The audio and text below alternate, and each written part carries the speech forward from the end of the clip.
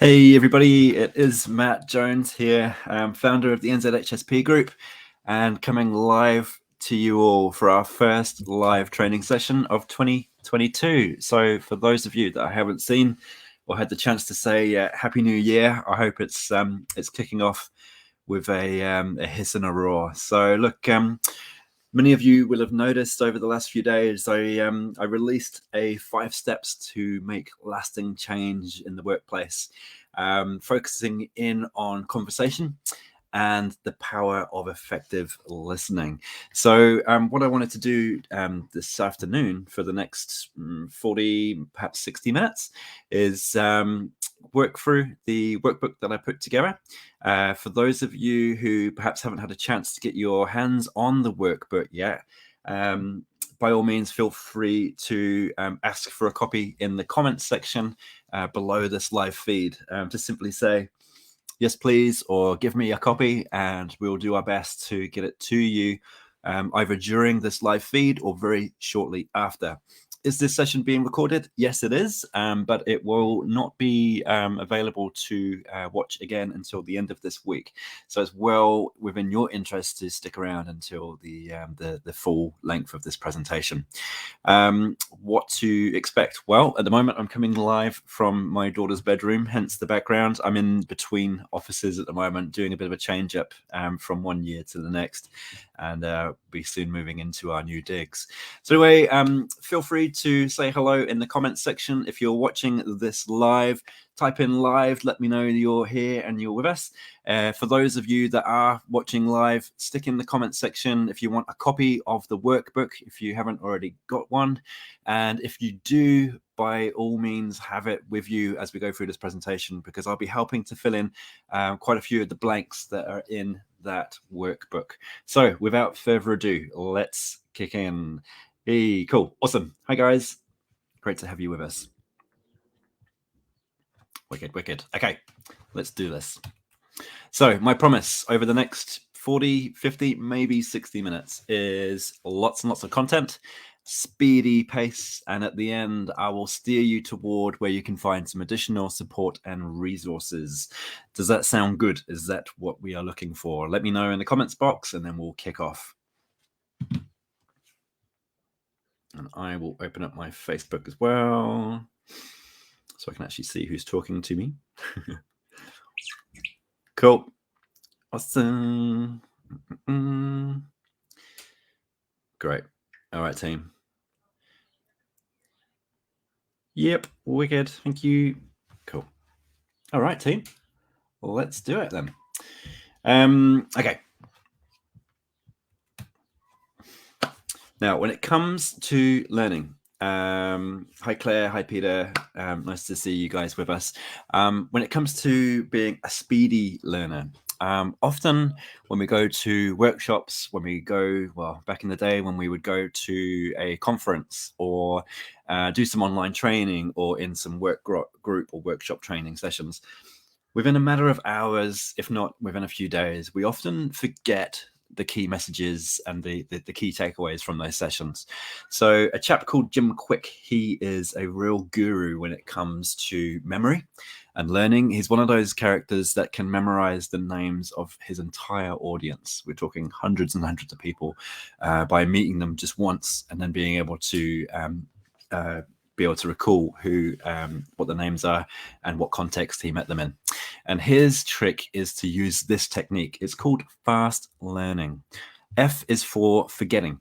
Forget everything you know about the subject or you think you know about the subject. By approaching a workshop or a presentation or an event with a mindset of not being particularly knowledgeable in that space, it opens you up to receiving more information and taking on board what's being presented. Active learning. An active learner is someone who puts pen to paper or makes notes on the computer. It's been proven that the action of using a pen and paper to jot down notes actually triggers your memory and triggers your mind to store far more information than if you were just to simply sit as a participant in the audience. The state of mind. So approaching an event in the state of mind that you are in when you enter that environment has a massive factor to play when it comes to memory and learning. If you turn up thinking, I already know all about this, I'm not going to learn anything new, I don't need to do this, I'm busy, I've got other things going on right now, then you are less likely to take on board what's being said. If you arrive with a state of open-mindedness and you have switched off notifications, put your phone away, perhaps turned your phone off, pushed your email notifications off of your desktop, for example, then again, you are far more likely to take on board what's being spoken about and be engaged with the content. And then finally, T is for teach. So if you imagine that the material that you are hearing or listening to, or like, for example, today's presentation, imagine that you then have to teach that information to someone who couldn't make it to that session. So if you're having that in the back of your mind, if you are coming in with an open mind, if you are in a good space, if you are actively listening and you're actively taking notes, and you're coming in with an open mind and assuming that you don't know what I'm about to talk to you about, then you are far more likely to take on board what's being spoken about, and you will become a really super fast learner. Jim Quick, he's really cool. He's also great at teaching people how to become extremely fast readers as well. Very interesting dude. Okay. So that's my first little tip of the day. If you are looking for a copy of the 5 Steps to Make Lasting Change workbook, flick it in the comments box below, and I'll do my best to get it to you during this live presentation. If not, I'll get it to you shortly thereafter. Okay, team, let's do it. So on the first page of the workbook, we talk a little bit about empathy and what empathy is. Empathy is defined as the ability to understand and share the feelings of another. Our role as health and safety professionals, perhaps you're an HR manager or a team leader, is to have our ears to the ground, to act as a funnel that is trying to absorb as much information as possible from the audience or from the people that we work with and engage with. By having our ears to the ground, we pick up on common themes, on new ideas and new concepts, perhaps new solutions that we hadn't thought of before. By being curious about this information, it allows us and the audience to explore new avenues and find connections between one idea and another. By being able to really go down some of those roads, we start to identify where the opportunities for improvement may be, and it might not always be in the most obvious places. By opening up the opportunity to explore those ideas and to enable the participants to feel that their ideas are valid and useful, we suddenly start to find a hell of a lot more engagement, and we start to find solutions among the people that we are in. And then we begin to understand why the people we are talking to and engaging with behave the way in which they do. By having our ears to the ground, by demonstrating curiosity, by having these engaging conversations with the audience and with the people that we're trying to work with, we really truly then begin to understand what pushes their buttons and what makes them do or not do the way that they do. This is a real superpower. Empathy is one of those skills that is often seen as a soft skill that's not talked about, particularly in our formal and tertiary education. But I think it's actually one of the most underutilized and under-talked about superpowers that we all have available to us. Now, effective listening. Actively absorbing the information given to you by a speaker, showing that you are listening and interested. One way to do that on a live group call is by giving me lots of likes, thumbs up, comments in the comment box, and providing feedback to the speaker so that he or she knows that the message was received. So in that instance, perhaps now is a good opportunity. Give us a thumbs up, give us a comment, this is at the right pace, this is at the right level, so that I know that I'm offering you some useful insight. Okay, cool. All right, cool. Thanks, Peter. Well, thank you for your comment. At least I know you're there and you're with us at the moment. Obviously, yeah, life does get in the way, much like the noises in the background at the moment, where I'm coming live from my daughter's bedroom at the moment. And so we're probably getting lots of annoying background noise. Okay, cool. Awesome. Thanks, Claire. All right, let's do this. So effective listening. So let's have a look. When it comes to these blank boxes, how do we demonstrate effective listening, even as the speaker? Now, I see this happen all the time when people turn up to do and to present to audiences. They will speak word verbatim to the slides and the presentation deck. that is one of the most annoying and most turn off things that I see presenters do. They're not engaging with their audience. They're not maintaining eye contact. They're certainly not asking open-ended questions of their audience to try and ascertain is the information being taken on board, and also ensuring that what is being presented is valuable to the intended audience. So when we are trying to gauge and gain the buy-in from the audience, so as a health and safety manager, maybe an HR manager, a team leader, a middle manager, often we are there to try and instigate effective change. If we go in and say, right, guys, this is how it's going to be done, we, one, switch off the intended audience. Two, we probably upset them. And three, we possibly are switching on their flight, fight, or freeze response that's going on right back in the limbic part of our brain. So by asking open-ended questions, we are far less frightening, and we are starting to get engagement with our team. So an open-ended question could simply be, does this make sense? Can anyone recall a time in which X happened? The next superpower or super secret to effective listening is by asking for clarification. So if you've got a key point or a key message that you want to get across to your audience, is putting it to them and then asking them to simply acknowledge or give you a nod that makes sense. Does that make sense? Give me a thumbs up if that makes sense, team. And then is to paraphrase. So you've opened up the dialogue. You're starting to engage with your intended audience. You've asked for some feedback or for clarification. Also, thanks, team. Love your work.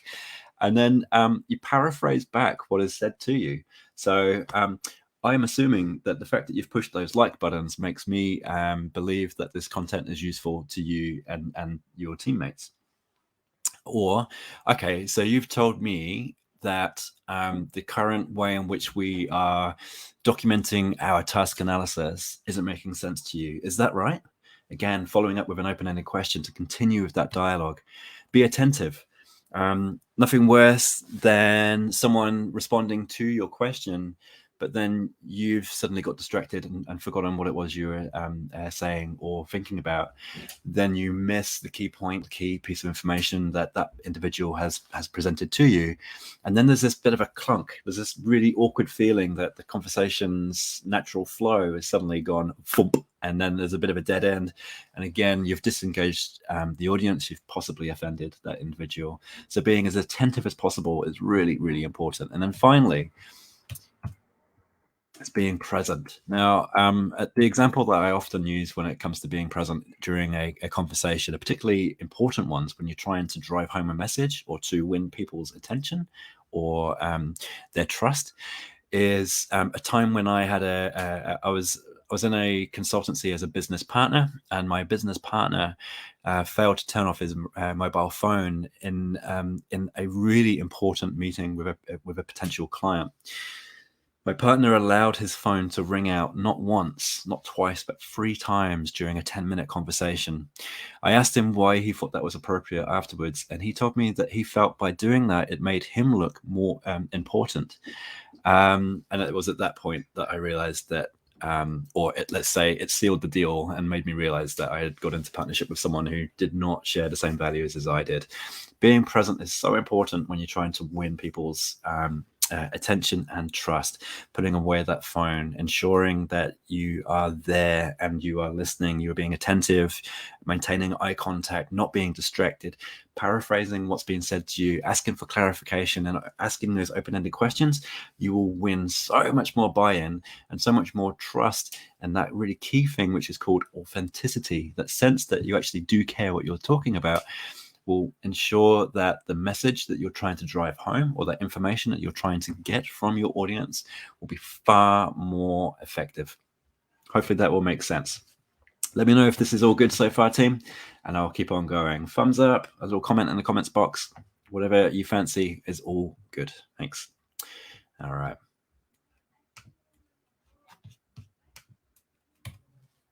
Okay, so step 1 in the workbook is all about listening. As I said before, it really is a superpower. Listening, I will read a little bit word verbatim here, is the act of mindfully hearing and attempting to comprehend the meaning of words spoken by another person. But listening is also the most important ingredient for building strong leadership. So, as an individual, being an effective leader listening is critical to being seen as such. Building healthy relationships with the immediate people around you, your team that you're trying to build and develop and empower. And then, in a much broader sense, the power of listening enables thriving organizations. So, if you've got a senior leadership team that are great at listening and taking on board what's being said to them by demonstrating that they actually do genuinely care about what their team are up to, asking those open-ended questions, being available on the shop floor, the level of culture and engagement in a workplace will go through the roof. And I see this time and time again, where there is high levels of engagement in a workplace. We often find really empowered, very capable team leaders and supervisors on the shop floor.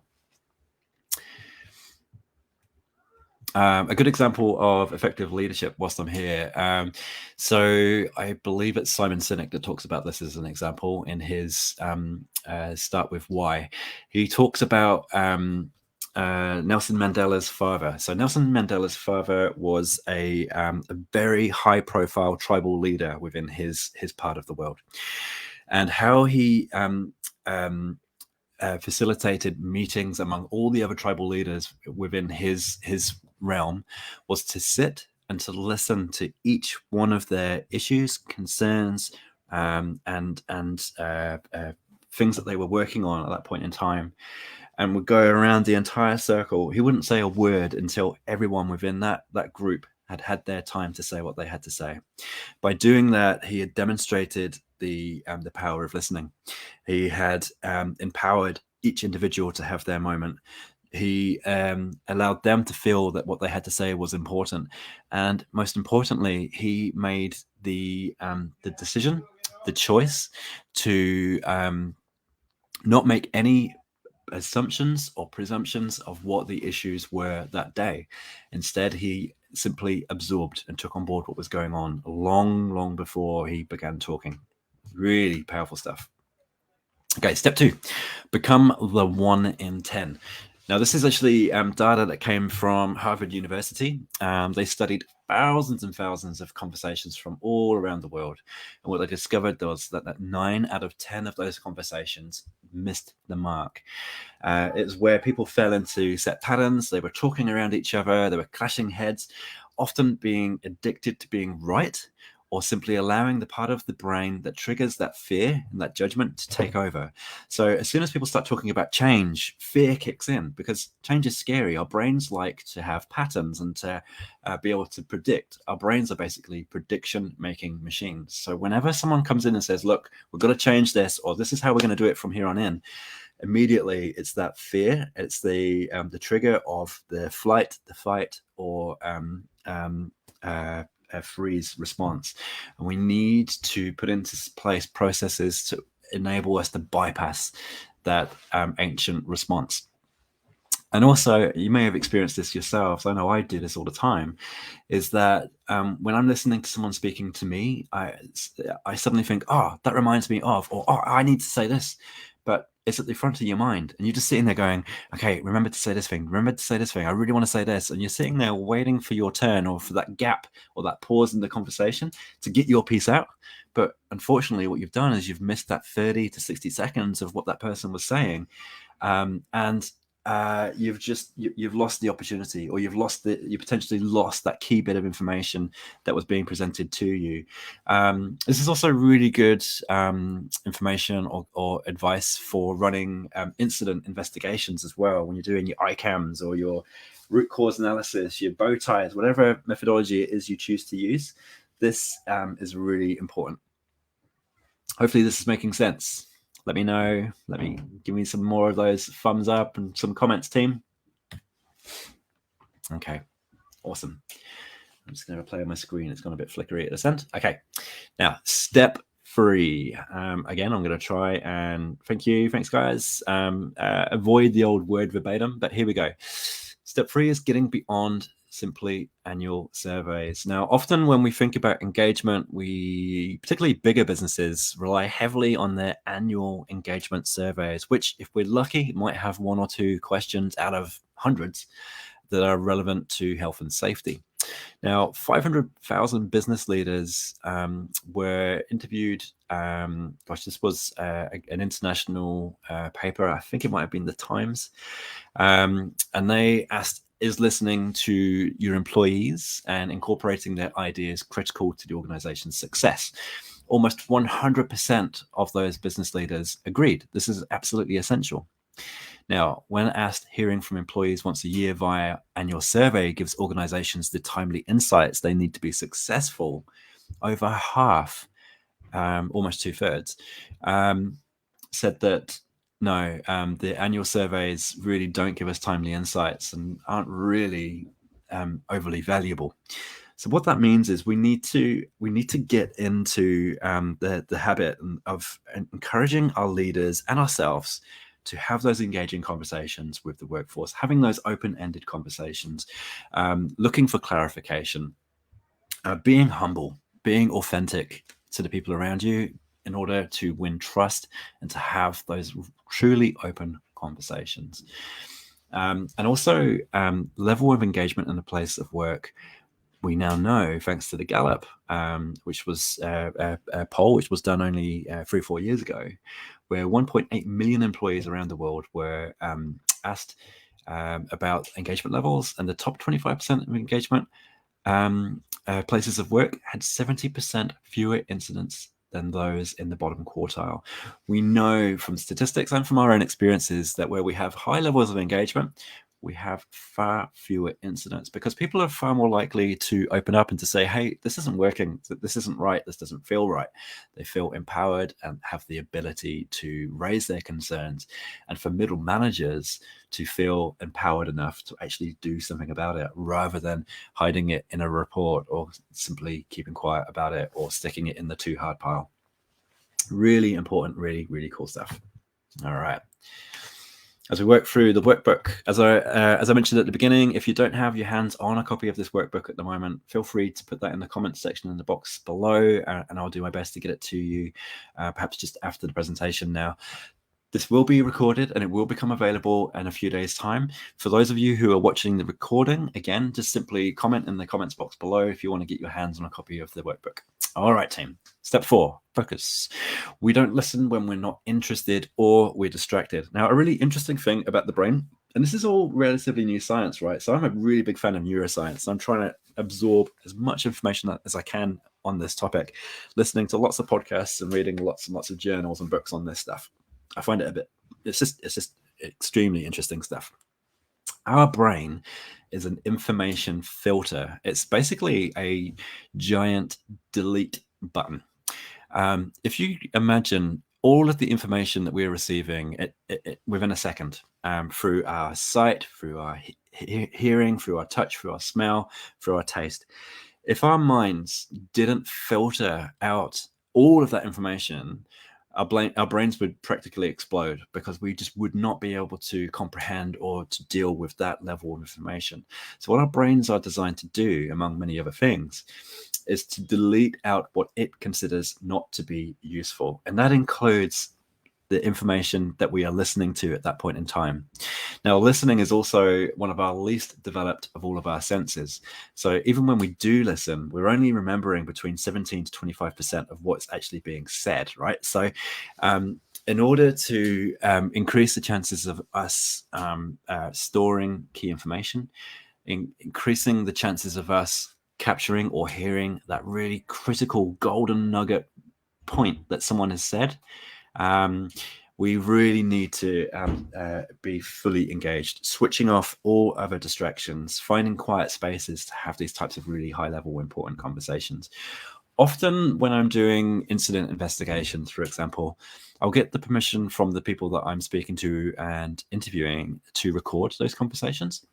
It never ceases to amaze me how many times when I listen back to the recordings that I've missed some really critical information because I've been busy writing down what the person's just previously said. And then they might add in something else, but because I'm busy writing, my ears are switched off. I just miss it, and then I carry on off on another tangent, and I could have gone down another road and potentially extracted far more information from that individual. So it's really critical, and that's why at the very beginning of this presentation I recommended that you switch off your notifications and close down your inboxes if you can. Fascinating stuff, right? All right, cool. Oops. Okay, step 5, open your mind. Recognize that great insight can come from anyone. Okay, now whenever I am presenting to groups of workers, particularly really tight groups of workers, like men and women who have worked together for years, often in the kind of blue collar sectors. So construction workers, engineers, maintenance workers, the men and women on the factories or in the production lines. One of the things that I start a conversation with is by simply saying, at the end of the day, you guys are the experts. I'm just simply here to facilitate the conversation and to try and extract the golden nuggets of information from all of you so that we can then ensure that your policies, your processes, and your key documentation actually reflect what it is you do in practice. Saying something along those lines immediately reduces the level of authority that I have. It empowers them and gives them acknowledgement. It kind of massages their ego a wee bit, but by doing that, it means that I'm being humble and being my authentic self.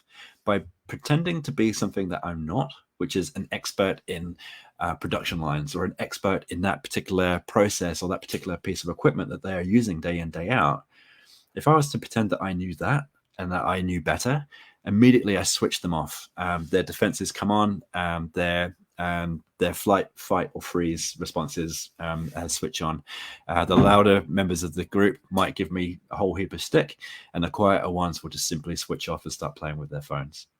So the other piece of the puzzle is that the stronger we feel about an issue, the less likely we are to accept input from others. So again, it takes us right back to the fast learning process. If we can forget everything that we think we know about a subject, remove all prejudice that we might have, we are then far more likely to hear other people's opinions and be able to respond to those in a much more smarter and considered way. We've actually seen this in the world in recent times, where particularly in the States, where it's become really clear how fractured politically that country has become, where at the moment people can't really openly discuss their differences between being a Republican or a Democrat, which only a decade ago it was quite openly discussed across the table. So it's all about being transparent and being open, authentic, and genuine with your audience. By doing that, you're going to win a lot more favor and a lot more support with the people that you're trying to engage with, and also trying to make dramatic change with. I'm sorry, I'm just making sure that my daughter doesn't stab herself with a pair of scissors. 2 seconds. Okay, cool. All right. My youngest daughter was just running around with a pair of secateurs in the garden, and thankfully someone's just jumped in to stop that. Okay. So I'm just going to now give you a bit of an anecdotal story of something that I experienced in my previous work life. So before I became a business owner and launched Advanced Safety back in 2016, I was the National Health and Safety Manager at Airways New Zealand. The DNA of that organization was really fascinating. So we had air traffic controllers, we had maintenance and engineers, we had salespeople, we had teachers and educators. Over 750 employees spread out across the whole of New Zealand, and we also had people in some of the most remote and some of the most dangerous places on the planet. 24/7 operation, very, very high stress, really, if I'm honest. As you can imagine, radar, air traffic control, if that was ever to go down, that could potentially be catastrophic.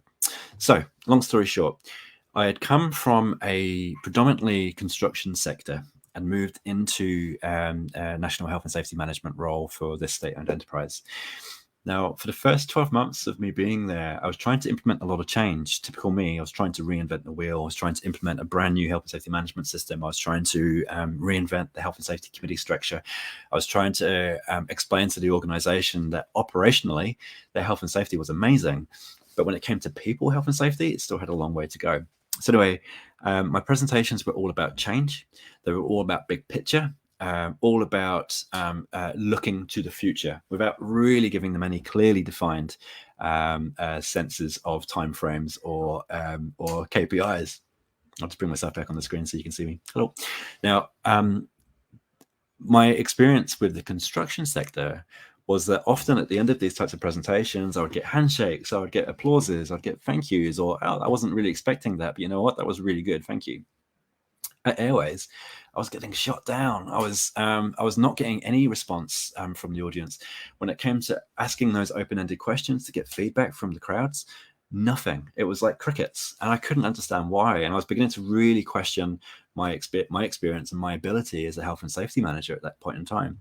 It wasn't until I spoke to a consulting HR manager who happened to be at Airways at that stage, who explained to me that my presentation style, yes, it was interesting and it came across very authentic. But what I was doing is I was scaring the crap out of everyone because I was talking from a big picture, from non-prescriptive timeframes and change. You imagine an air traffic controller. They are black and white thinkers. They are thinking about getting a plane from A to point B. A maintenance and engineer manager are looking at the standard operating procedures and the manuals. They are not going off the script, because if they do, they could potentially damage the infrastructure, and before we know it, the radars are down. And here was me coming in going, we're going to change everything and it's going to be awesome. And they're just like, whoa. So their flight, fright, or freeze responses were going off like mad. And I just wasn't hearing it. I wasn't perceiving that was going on. Once I understood that, I changed everything. I changed my slides, I changed my presentation style. It became way more condensed. And I always ensured that I had specific key milestones and specific timeframes, so that whenever I did talk about change, I talked about it in a slow, very deliberate way with clear pictures and clear diagrams. And it was like someone had flicked a switch. Suddenly I was starting to get those handshakes again. I was starting to get engagement, and suddenly people were putting their hands up to become part of the health and safety committee, and health and safety engagement levels just went through the roof. Really important lesson for me. And it's a really key message that I want to drive home in this session, is how critical it is to knowing your audience, to understanding their learning styles and their way in which they do things. So by doing that, you can then change up your slides, or to change up your presentation style, to expand on some of your stories, or to keep everything super condensed and don't even worry about stories. It's all about knowing your audience. Awesome. Okay, back to the slides. So keeping my promise, lots of content, speedy pace, kept that up so far. Now, additional support. So we work through the workbook. If you've got any questions on the workbook, if you want me to clarify any points on the workbook, now would be a good time to start asking those questions, and I'll do my best to answer those over the next 10 minutes or so. So feel free to chuck those questions in there, and I can actually start answering some of those live to you. So in terms of additional support, where do I suggest you go? Well, let's have a look. First and foremost, you guys are already in one of the most amazing places for health and safety. And I actually think on a global scale, the New Zealand Health and Safety Professionals Facebook and LinkedIn group is going off. Between the two groups, we've now got over 3,000 members. No one's paying anything. There's no subscriptions. There's hardly any control, really. But what is making it so successful is that everyone is contributing from an open, authentic, and really professional way. Everyone's just been so good. I ask a question, I look for some advice or support, and within a matter of 20 minutes, I get the answer. It blows my mind how amazing it is. So the New Zealand Health and Safety Professionals continues to be one of the very best resources for up-to-the-minute information. Now, you may have seen my campaign. So in August last year, I launched the 1 in 8 campaign. There will soon be 8 billion people in the world, and every single day on this planet, 6,000 workers are killed whilst at work. I feel this is totally inexcusable and completely avoidable. So my mission is to influence 1 in 8 through my lifetime. That's my mission. I may not meet 1 in 8, but in some way I want to influence the way in which businesses manage health and safety. And I do that by talking with subject matter experts, by running the New Zealand Health and Safety Professionals, by providing as much content for free as I can to help encourage you guys to become the best leaders that you can be, so that you can then bring up the next level of health and safety profession and professionals in New Zealand and on a global scale, because at the end of the day, we so desperately need it, particularly in these times. So being part of this really is amazing. The other thing is the Safety Tribe Accelerator Program. So this is something I launched in September last year. It's specifically designed for those who are consulting, who are already running their own health and safety practices here in New Zealand, or for those people that are considering getting into consulting. I've designed a 12-month program that walks you through the 3 key areas which makes a successful consultant in my mind. That's around systems, it's around finding your purpose, it's around money. Who knew that the way in which you see and perceive money can have such a massive impact on the success that you have in running a consultancy? Now, some of you would have seen that I'm releasing a new book in the near future. It talks all about this stuff because this is so important. So the Accelerator program also has action plans and weekly journals. We have a weekly get together where we smash out our goals. We work out what we're going to do for the week, what our projects are for the next 90 days, what those projects leading into our 12-month goals, and then those 12-month goals, what we're going to achieve within a 3-year period. Often when we set ourselves goals, especially at this time of the year, right, we're all setting new goals that we try and achieve. Some of us may still be getting to the gym, and for those, good on you, amazing. But as time goes on, priorities shift and our focus inevitably goes from one to the next. By having a tribe, by getting together on a weekly basis, we're keeping each of us on the true path. We may wobble a little bit, but by encouraging and championing each other, it's increasing the chances of us scoring those weekly actions, achieving those 90-day projects, smashing those 12-month goals, and getting us a hell of a lot closer to those 3-year visions. And it's all through the Safety Tribe. The mission for me, my job is to help health and safety consultants get ready, scale their business, and give them these 3 things. I'm helping consultants get more money by charging real chargeable fees rather than these lowball prices that I keep seeing consultants putting out there. Discovering more meaning, the satisfaction of helping others by actually discovering how to win over audiences during these workshop presentations that we often get asked to do. It can be terrifying at first, but once you learn the skills and the way in which to get buy-in from your audience, man, it can become a lot of fun. And by generating more money, by having more fun in your place of work, you're then starting to create freedom, whether that's time or more money or a bit of both. It means that your weekends and your evenings are suddenly back to yours again once you've got these systems and processes in place. And my promise to all Accelerator Program members is that if you're new to consulting and moving into it, that you will have 3 high-quality new leads within the first 90 days of joining the program. Or if you're already consulting, within 12 months, you'll have a consistent minimum of 10,000 gross sales every month by being part of the program. That's my commitment to all Accelerator Program members. And so far, the members are having a really amazing time. The feedback from these guys is awesome. I can kind of see on the left there, we're seeing the members sharing their wins, their weekly actions that they've knocked out of the park. Others are sharing the new clients that they've scored. Others are taking photos of some of the actions and the activities that they've done and how that's enabled them to really make clear roadmaps for improving their businesses. In most recent instances, one of our members, Mark, he has found a totally new market and a totally new business that he can now target, bringing together his passion for car racing and his other passion for health and safety. He's now combining that, and he's now scoring a whole heap of new business in a sector that he didn't even consider before. And now he's getting closer to finding that balance between earning more, finding more satisfaction, and generating more time doing what it is he loves to do. Amazing.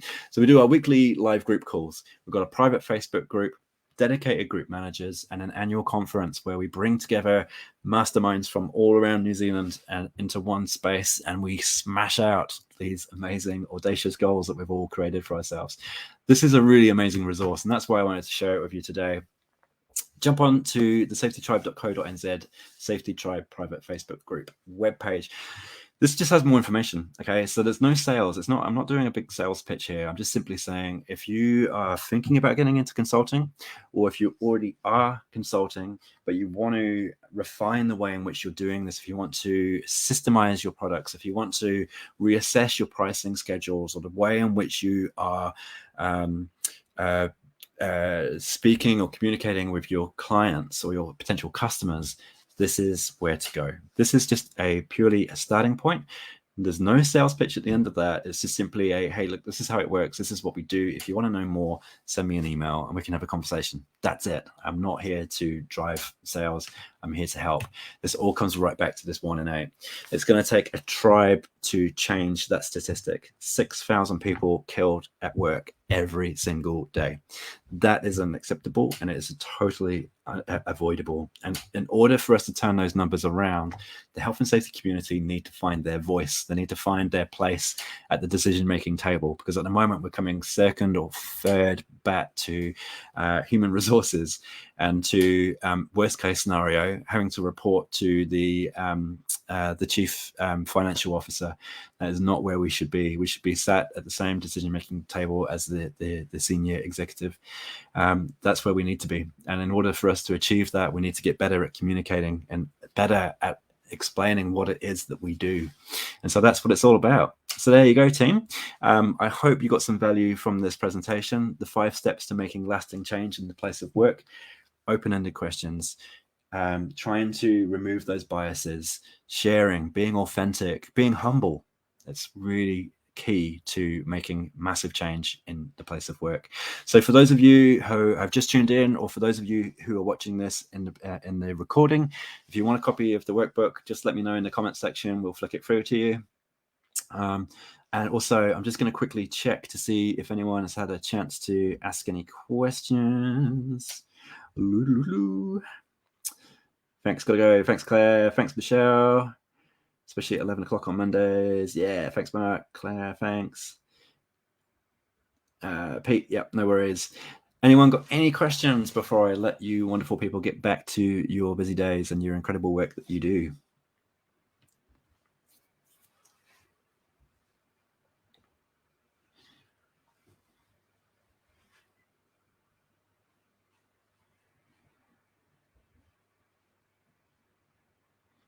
I'll just give it another 30 seconds. Awesome, team. And the other thing is, I'm going to be getting into the habit of doing these types of sessions more frequently as well. So if there's anything that you feel might be of use or value, by all means, feel free to share it on the Facebook group.